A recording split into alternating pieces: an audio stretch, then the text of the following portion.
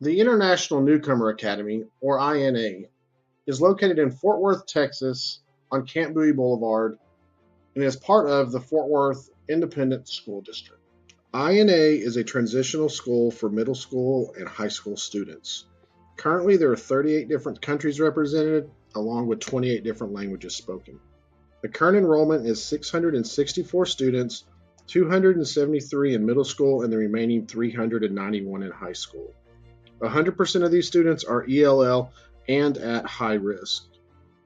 12% of these students will stay for 2 years, and 88% will transition in 1 year to a traditional high school.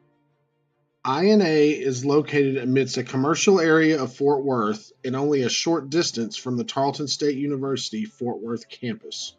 When speaking to members of the community, even though they had driven by the building several times, they did not realize it was a school. A majority of the students do not live anywhere close to this area and must be bussed in daily. Walking into INA for the first time, I was excited yet hesitant. Excited about the new opportunity I've been given, yet hesitant on how I would teach students that I cannot communicate with. I had a few questions running through my head. How would I teach someone if I cannot speak their language nor they speak mine?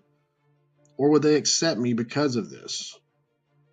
Those questions were answered really quick when as soon as I walked in, I was accepted with open arms and learned my new name from now on was Mr. My 2D was from Saudi Arabia and had only been in the country for 6 months, but he spoke English very well, which made it easy to communicate with him. He was a very active, boisterous student that had a hard time staying in his seat or keeping focused. I thought, what learning disabilities does this kid have? Does he have ADHD, or is there something else keeping him from learning? After speaking to the teacher for a while, she explained to me that he had a lack of schooling and sitting still and paying attention was hard for him. Knowing that my student had a lack of structured classroom time helped me understand why it was so hard for him to sit still and remain focused during the class period. This helped me look for different strategies to help him become a better student and stay on task. I began creating a relationship with my student so I could earn his respect and let him understand that I had the same interests as he did. He told me he loved playing soccer and that was his favorite thing to do when he wasn't at school. Mrs. Sarber incorporates the 7 critical factors of learning as well as the 4 major modalities in all of her lessons. Being able to watch these in a real-life classroom situation gave me a huge advantage while working with my 2D. My 2D is a very visual and hands-on learner, and I was able to incorporate these and help him have a better understanding of his lesson.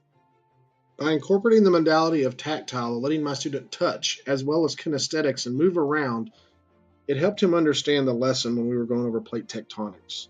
Also, the visual chart I used was a huge aid as it let him see vocabulary words that he had heard during class and match them to what was actually going on. Not having the ability to speak to my 2D's previous teacher gave me little to no information about his prior learning. His current teacher, Miss Sarber, explained to me that he'd been in and out of school and had little to no science. This made the vocabulary words she was using in her lessons hard for him to understand in English since he had no prior knowledge of these in his native language. I would engage my student from the first of the lesson, and we would do repetition so we could go back over the words so he'd have a clear understanding of it. It was imperative to use reflection as well as constant repetition since my 2D had very little prior knowledge. By doing this, he was able to tie in the vocabulary to the current lesson and will be able to apply it to future lessons. My time at the International Newcomers Academy has given me a clear picture of the teaching proficiency number 3, equity and excellence for all learners. At this school, there is a wide variety of students from different backgrounds and intellectual abilities. At the International Newcomers Academy, I've had the ability to see how different modalities work with different students, how to incorporate the 7 critical factors into each and every one of my lessons, and how important formative assessment is with my English language learners. This time has been amazing, and I would not trade it for the world.